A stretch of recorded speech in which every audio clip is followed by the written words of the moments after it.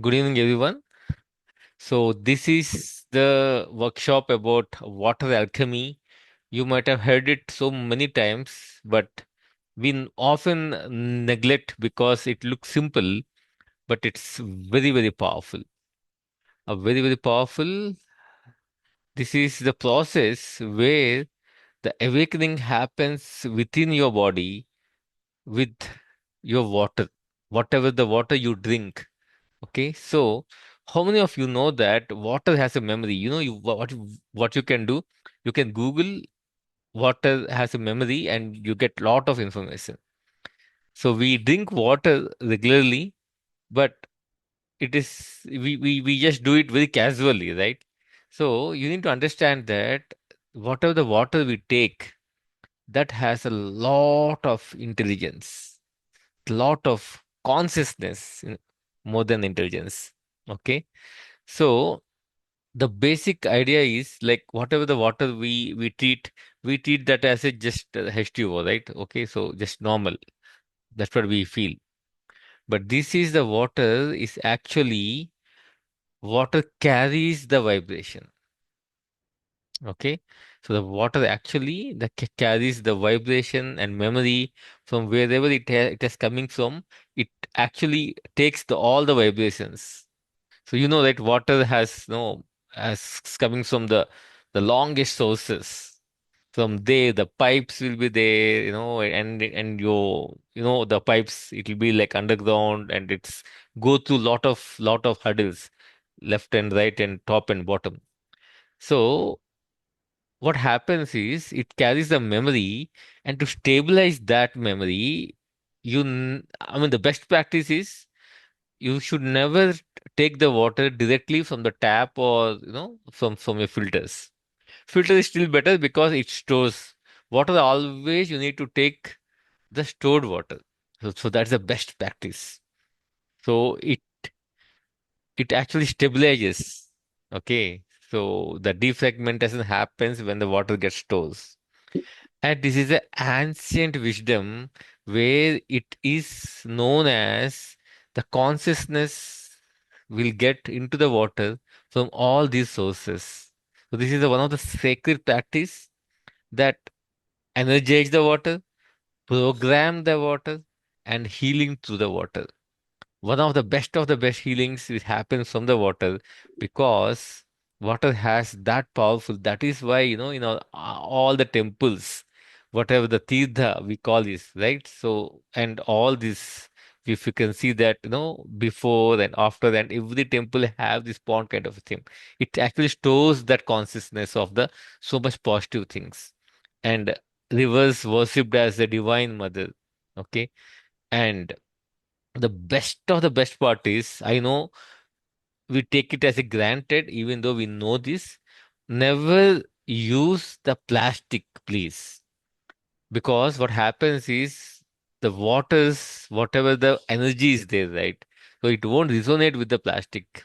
Someone said that, we use the mud vessels or, mud glasses. That's wonderful because as we won't get day to day and it's not easy to maintain, we will not use, but those are the best. The next is the copper.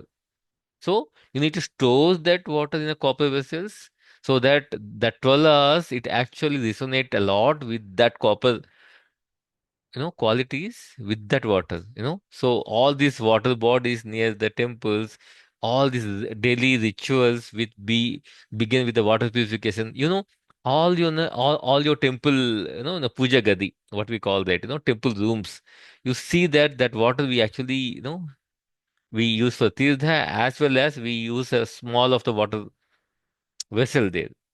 So that is actually symbolize that this sacred energy stores in the water, and it will be always there in your room. So it's called as a living consciousness. It's actually what is seen as a living consciousness is not just a resource. So what we can use this, So if you see that, we have sacred rivers of India, Ganga is known as when you dip on the Ganga, you purify all the karma. That's a fact. So that energy is the Ganga actually carries. So Yamuna associated with the devotion and divine love. Saraswati we know always. the knowledge. So the ancient belief is that what I say, the bath you do, it is not just a cleansing process, it is actually a sacred cleansing of the energy. That's what I always say. Ki, you need to have a two times bath. The evening bath is so important. It cleanses like anything because you go out and you have all this attachment of the energies for all of the day before sleep or the evening once you come back home. That is something you need to do. That's take it as a energy cleansing process. Okay. So this is so important, please, guys. So this is something you need to write down. Evening bath is so much important. Or if you miss it, before the sleep. Okay. So that is one thing is so important. And coming to the rare fact, as I said, this copper science. From ancient India, water stored in overnight in that is called as a tambra gel, tambra, copper. So it the naturally kills the lot of unwanted bacteria which is there in the water.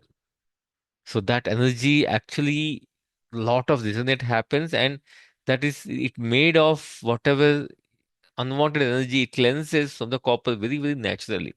Even the modern studies confirm that copper have that antimicrobial properties, but our ancestors practiced this natural water purification from a thousand of years ago. So store the water in this copper vessels overnight and have it the in the morning. And the most important part of the water, okay? So why these temple ponds? The Puskarini, we have this Puskaras, right? Okay. So this 12 years we have it. So these temples will never decay easily. So that's a very rare of the rest fact. And this water absorb this all the Vedic chanting mantras in that water, and those vibrations infuse into the water. And that is what we are doing today. What we do, we hold the glass of water, and we started this one of the highest vibration. We take it today, and you can drink some water before that, and after the infusing of the energy, you can see that the water actually the change of the taste and change of the molecule also happens with this. So this is called a structured geometry for the energy flow. And why this water is so important, I'll tell you. For this is my favorite subject, where when we called of the Panchabhuta, right? So always remember the order. It always should be the Muladhara Chakra, which is the earth. Then comes the Swadhisthana Chakra, which is the water. Then this Manipura is a fire element, and on top of that, the Vishuddha is the air. Then this space, right? If you see the Panchabhuta, water is the only and the only property out of the earth, water, fire, air, and space. You know, from the sky, from the moist, from the rain, the water will come, and it goes with the fire also and the moist comes from the air also, and from the earth only the natural water is found, right? Water is the only element which goes with all of the five elements. So whenever you energize the water, that means that you can actually reach all of these five elements, literally all the five elements, and the all the energies will be restored in the water this infusion so in the water. So this represents emotion, the flow, the adaptability, and the memory. So basically the water actually the means for the life of your no the human, because I'll explain here. If you see human body is having the 70% it can be brain, it can be muscle, it can be any of the ligaments. If you see that the whole 70% of the human body is the water, and very high in the brain and the heart. See, the water content is very high in where the brain and heart, which is the essential, and which is the powerhouses. So, and the mostly blood plasma is also water. So the point is here, 70% of the earth is again the water. 70% of the body is again the water. So this is something your thoughts directly influences the water inside you. So today, the major thing is this is the Masaru Emoto's water experiment. I'll show the book also to you today. I'll just find the book, and this is something a must read for everyone. This is not some expensive book. It's like 200 to 300. So I want everyone, because that book gives you so much science about that which country has what kind of a water actually, the energy stores, the energy shows. So all the water responds to each and every intention and words of yours. So always use the positive words only, the way you pray, because your water never know the difference between negative and positive. When you, I mean, unintentionally, when you speak some negative words also, that emotion goes into the water, and the water, the vibration changes into negative. So this is the Masaru Emoto's experiment. So he's a Japanese scientist. He discovered water has a memory, and water responds with these frequencies. So how he actually discovered, what he has done, he has taken the water droplets for 50 drops of water, and he started inducing out different words, the heavy metal music, some mantra chanting, some very very kind words, compassionate words, peace words, like gratitude words, and he also used which is very very negative words. And this is the image you can see right now, right there. Every molecule of the water responded to each and every vibration of that. See, for the peace and for the thank you and love are similar. And if you see the negative words, it's completely distraction. So unknowingly also, I mean, unintentionally also, if you say some non-wanted, non-positive words to someone, it is not that you're hurting them, and also you're hurting yourself, because your water knows the frequency of the energy. You're using bad words, negative words, it responds to that, and the whole molecules, because 70% of your body and the brain and the heart is water. So that's so it is. The water respond to that intention and emotion, the both. So always, if you can smiling, you using the peaceful words, the courageous words. So today I want to induce that courage to you. So we'll do that. So see, the brain is 80% of water, lungs is 90%, our bones having 30%, the blood is completely, 83, and eyes are 95%, heart, muscle, skin, whatnot, everything is water. So that is so important, that the intake of water with the very, very positive frequency is so much important. So it responds with the sound, frequency, and your intention also. So if you see all the ancient mantras are chanted near water bodies, and with this water body, it supplied the whole village. That is how the positivity used to go like anything. And this sound creates the patterns in the water. See, this is called the cymatics. And the vibration changes the molecule. So that is why our ancestors know that this sound programming inducing to the water. That is what they used to do. And today, exactly that we will do. So we'll have this water memory today, and water can retain these energetic imprints, these emotional vibrations, and respond to the gratitude and prayers.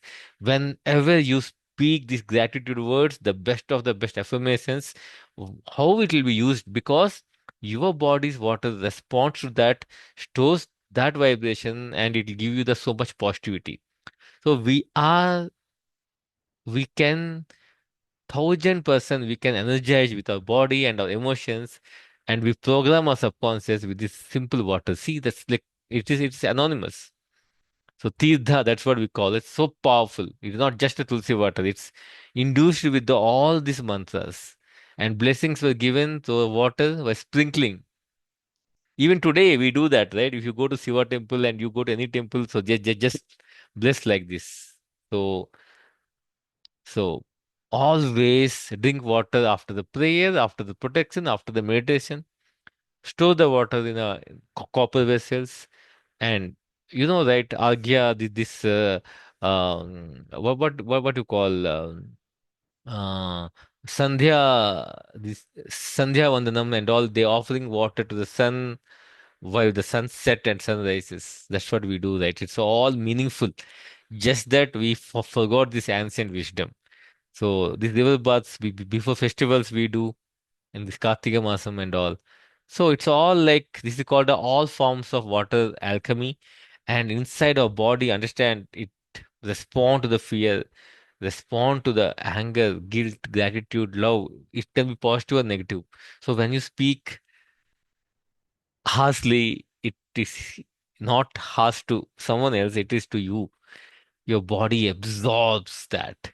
When you speak blessings, healings begins with that, because all the 70% of the majority of your body is water and it absorbs like anything.